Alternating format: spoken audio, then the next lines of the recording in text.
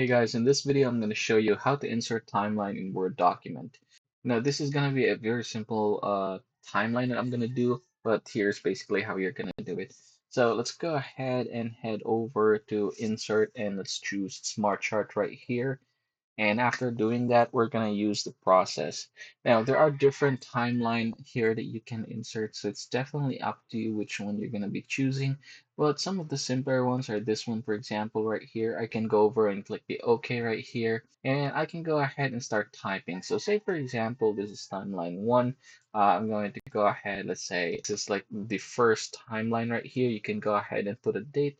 I'm just going to go ahead and say like January, for example. And then the event that I'm going to be working on is this one right here. So I'm just going to copy this one. I'm going to put it here. So that's the first timeline.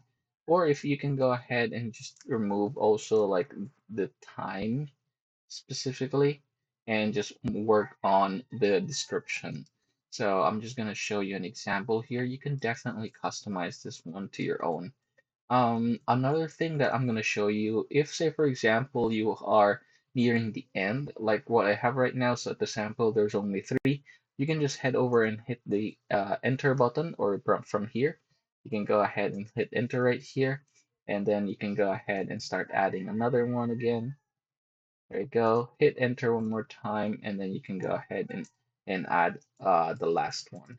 So yeah, just something like that. That's a very simple way if you are going to create timeline here in Microsoft Word. So again, there are different options to choose from here. Choose which one you think would fit best to your needs.